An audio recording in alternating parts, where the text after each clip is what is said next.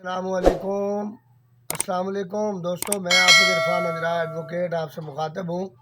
آج کا قانونی مشورہ یہ ہے کہ اگر والدین بوڑھے ہو جائیں اور ان کی کمائی کا کوئی ذریعہ نہ رہے تو وہ اپنے شادی شدہ بچوں پر دعویٰ کر سکتے ہیں خرچہ لینے کے لیے، اور ان کا دعویٰ ڈگری بھی ہو جائے گا۔ تو بوڑھے والدین جو خرچہ نہ دیتے ہوں اور بچے کماتے ہوں، بیٹے خاص طور پہ بیٹوں پر، تو وہ دعویٰ کر سکتے ہیں اور خرچہ اپنا لے سکتے ہیں۔ تو کالم آج جناب ہے فرمائش ہے ہمارے دوست ہیں واحد رشید صاحب، انفارمیشن ڈپارٹمنٹ میں لاہور میں ہوتے ہیں۔ ان کا یہ فرمائش تھی کہ جوید چوہدری صاحب کا کالم پڑھا جائے۔ جوید چوہدری صاحب کا پسند کرتے ہیں کالم، تو ان کا جوید چوہدری صاحب کے کالم کا عنوان ہے اگر الیکشن ہی خالص نہیں ہوں گے تو۔ لکھتے ہیں جی کہ مجھے چند سال قبل 3-4 مرتبہ آسٹریلیا جانے کا اتفاق ہوا۔ میں آدھا آسٹریلیا دیکھا اور اپنے پرانے دوست مدر بخاری کی کمپنی کو انجوائے کیا۔ مدر بخاری میرے کیریئر کے ابتدائی دنوں میں ہمارا ساتھی تھا۔ وہ دبنگ ایڈیٹر تھا، خبر کو سمجھتا تھا اور اس کی نہایت شاندار سرخی بناتا تھا۔ 1996 میں سلطان رائی قتل ہوا تو مدر بخاری نے تاریخ ساتھ سرخی بنائی، فن کا سلطان راہ میں مارا گیا۔ یہ سرخی بعد ازاں ہمارے استاد عباس عطر مرحوم سے منسوب ہو گئی، لیکن در حقیقت یہ مدر بخاری نے تخلیق کی تھی اور شاہ صاحب سے اس کی داد بھی لی تھی۔ یہ اگر صحافت میں ٹک جاتا تو ہم سب سے بہت آگے نکل جاتے۔ بہرحال یہ شیعہ سنی فسادات کی وجہ سے ملک چھوڑنے پر مجبور ہو گیا اور زندگی نئے سرے سے سٹارٹ کر لی۔ مجھے آسٹریلیا میں اس سے ری یونین کا موقع ملا۔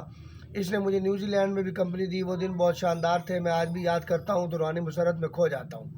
میں جس زمانے میں آسٹریلیا گیا تھا ان دنوں وہاں الیکشن ہو رہے تھے۔ مدر بخاری اور اس کی فیملی ووٹ کاسٹ کرنے کے لیے جا رہی تھی۔ میں بھی ان کے ساتھ الیکشن سینٹر چلا گیا۔ الیکشن سینٹر کسی اسکول کی عمارت میں بنایا گیا تھا۔ میرے لیے پہلی حیرت کی بات تو یہ تھی کہ مجھے الیکشن کے دنوں میں کوئی ہلا گلا، ریلیاں، جلسے، مار داڑ، بینر اور پوسٹر نہیں دکھائی دے رہے تھے۔ پتہ چلا اس ملک میں پولوشن کی کوئی گنجائش نہیں۔ امیدوار صرف الیکشن لڑتے ہیں، دوسروں سے نہیں لڑتے۔ دوسرے الیکشن سینٹر کے سامنے امیدواروں کے نمائندے کھڑے تھے اور یہ ووٹرز کو اپنے اپنے امیدوار کا پوسٹر دے رہے تھے، اور ووٹر چپ چاپ بروشر پکڑ لیتے تھے۔ لائنیں لگی ہوئی ہوتی تھی، انہیں سیدھا رکھنے کے لیے کوئی پولیس اہلکار، کوئی فوجی جوان موجود نہیں تھا۔ سیکورٹی گیٹ تلاشی بھی نہیں ہو رہی تھی۔ تیسرا، میں بھی لائن میں لگ گیا، مدر بخاری کی فیملی کے ساتھ ہال میں داخل ہو گیا۔ کسی نے نہیں پوچھا آپ کون ہیں، یہاں کیوں پھر رہے ہیں۔ میں ہال میں داخل ہوا، تمام کیبنز اور باکسز کا جائزہ لیتا رہا۔ مجھے یہاں بھی کسی نے نہیں روکا۔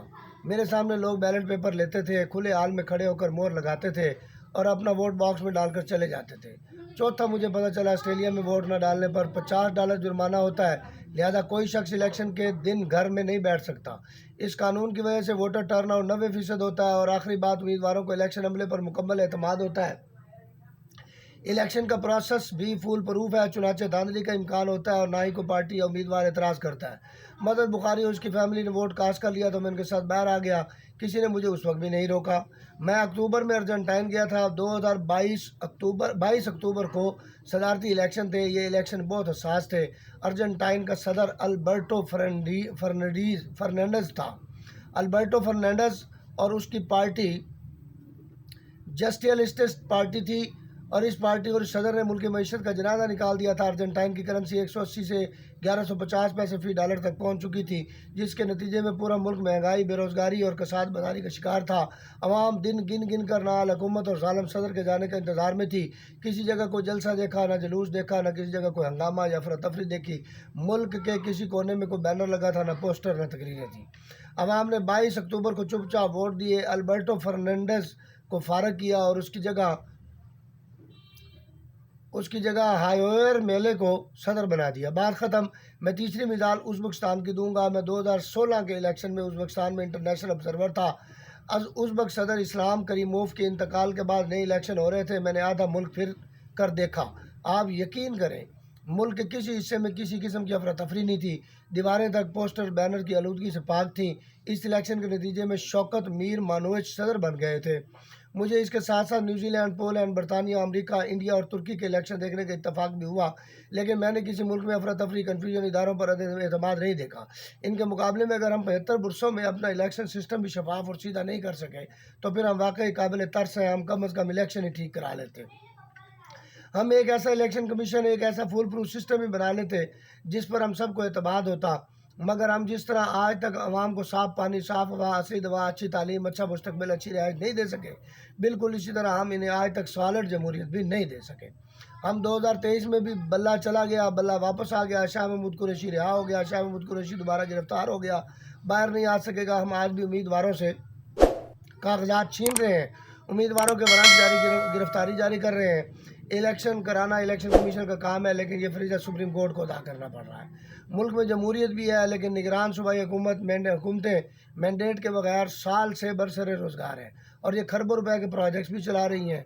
वो इलेक्शन कमीशन जिसने 90 दिनों में इलेक्शन कराना था, उसके 5 के 5 मेंबर गाड़ियों पर झंडे लगाकर अडियाला जेल जाते हैं। इमरान खान और फवाद चौधरी के ख़िलाफ़ जेल में तो इन्हें इलेक्शन कमीशन की समाअत शुरू कर देते हैं।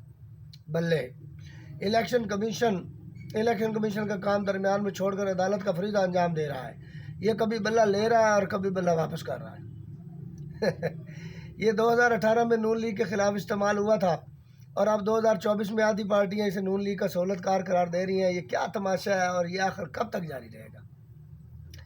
मुझे अल्लाह ताला ने आधी दुनिया देखने का मौका दिया। मैं आज तक किसी सियाहत से इस नतीजे पर पहुंचा हूँ, आज तक की सियाहत से इस नतीजे पर पहुंचा हूँ। फर्स्ट वर्ल्ड अपने फर्स्ट क्लास रवैयों की वजह से फर्स्ट वर्ल्ड कहलाती है, जबकि तीसरी दुनिया अपने थर्ड क्लास हरकतों के बायस तीसरी दुनिया कहलाती है। अगर किसी कौम ने तरक्की करनी हो तो उससे पहले अपने रवैये हरकतें तब्दील करनी पड़ती हैं। तरक्की चल कर उसके पास आ जाती है। इस फ़लसफ़े की वजाहत मिसाल से भी दी जा सकती है। आप न्यूयॉर्क या मंगोलिया जाना चाहते हैं तो आप सबसे पहले डायरेक्शन लेंगे। आप न्यूयॉर्क की डायरेक्शन में सफ़र करेंगे तो आप न्यूयॉर्क पहुंच जाएंगे। अगर आपका रुख मंगोलिया की तरफ है तो आप सराय गोभी में पहुंच जाएंगे। बिल्कुल इसी तरह तरक्की और तनज़ली की भी डायरेक्शन होती है। रवायात और रवैये अच्छे हों तो कौम आगे निकल जाएगी। अगर रवायात और रवैये पसमानदगी में लथपथ हैं तो कौम कभी गुर्बत, पसमानदगी और लाचारगी से बाहर नहीं आ सकेगी। और हमारा अलमिया भी यही है। हम अगर इलेक्शन में भी बेईमानी, धांधली और अपने ज़ाती मफादात की बुनियाद पर इलेक्शन कराएंगे, हम अगर कम ज़ोर, अनपढ़ और नालायक लोगों को आगे लेकर आएंगे, हम अगर ऐसी पार्टियों और ग्रोहों को मुंतखब कराएंगे जो कल हमारे सामने बोल न सकें या आज़ादी के साथ काम न कर सकें, तो फिर मुल्क कैसे चलेगा?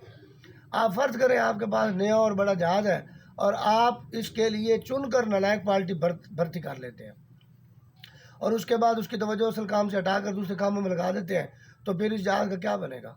हम बिल्कुल इस तरह इलेक्शन में कमज़ोर तरीन और नालायक तरीन लोगों का इंतखाब करते हैं, फिर इन्हें काम भी नहीं करने देते हैं और फिर ये हम कहते हैं कि मियाँ नवाज़ शरीफ ने अपना दौर इमरान खान का धरना और पनामा के मुकदमात में गुजार दिया था। इसका क्या नतीजा निकला? मुल्क तबाह हो गया। इमरान खान ने भी अपना वक्त मुल्क चलाने की बजाय अपोजिशन को जेल और मीडिया में जलील करने पर सर्फ किया। इसका क्या नतीजा निकला? अब जो हुकूमत बनेगी क्या इमरान खान से इसे चलने देगा? और क्या ये भी इत्तेहादियों को राज़ी करते करते वक्त नहीं गुजारेगी? और इसके नतीजे में किसका नुकसान होगा? क्या मुल्क बर्बाद नहीं होगा? या खुदा खौफी करें और कम अज़ कम इलेक्शन का किबला ही ठीक कर लें। एक बार आज़ाद और मुकम्मल खुद मुख्तार इलेक्शन कमीशन बना दें और हकीकी तौर पर साफ़ और शफाफ इलेक्शन करा दिया करें। इलेक्शन की तारीखें भी एक ही बार फिक्स कर दें और इसका तरीक़ाकार भी तय कर दें। मुल्क में फिर तब्दीली आएगी। हम राउंड अबाउट पर मज़ीद कितना अरसा गाड़ी चलाएँगे? हम अगर मुल्क में इलेक्शन खालिस नहीं करा रहे तो हमें दूध वाला खालिस दूध कैसे देगा? हमें मेडिकल स्टोर पर ऐसी दवाएँ कैसे मिलेगी? एक लम्हे के लिए ज़रूर सोचिएगा। तो जनाब, आज ये जवेद चौधरी साहब का कालम था, वाहिद रशीद साहब आपकी फरमाइश पर लाहौर से। और कानूनी मशावरत का जहाँ तक ताल्लुक़ है तो आप में से जो दोस्त कोई और कानूनी मसला पूछना चाहे तो बिला खौफ बिला तरद्दुद मैं हाज़िर हूँ। बाकी ये कालम जो होते हैं ये अखबार में ये अखबार नवीस जो होता है या जो कालम नवीस होता है वो लिखता है। हमने आपको पढ़कर सुना देना होता है। इससे इत्तफाक करना न करना ये राय है, लेकिन कहते हैं कि सुननी सबकी चाहिए, करनी अपनी चाहिए। तो आप सुन लिया करें, आपकी बड़ी मेहरबानी। इलेक्शन के बारे में हो या किसी सियासी जमात के बारे में हो तो ये एक कालम नवीस की अपनी ज़ाती राय होती है। मुझे जो आप फरमाइश करते हैं कि हमें ये कालम पढ़ के सुना दो और मैं चुपचाप वो कालम आपको पढ़ के सुना देता हूँ। मेरी सिर्फ आपसे गुजारिश ये होती है कि कालम शौक़ से सुन लिया करें। जिसका कालम सुनना चाहें उसका कमेंट में बता दिया करें कि हम फ़लाँ शख्स का कालम सुनना चाह रहे हैं। मैं आपकी फरमाइश को नोट कर लूँगा कमेंट में और मैं अगले दिन उस शख्स का कालम पढ़ के आपको सुना दूँगा। اور تیسری بات یہ ہے کہ میرے چینل کو سبسکرائب کر دیا کریں اور لائک کر دیا کریں، میری ویڈیو کو شیئر کر دیا کریں، بیل آئیکن کو پریس کر دیا کریں تاکہ آپ کو میرا ہر نیا آنے والا کالم بر وقت مل سکے اور آپ عالم سے مستفید ہو سکیں اور میری جو ویڈیو ہے اس کو بھی تھوڑی سی وائرل ہونے کی سعادت حاصل ہو جائے۔ مہربانی، شکریہ، السلام علیکم۔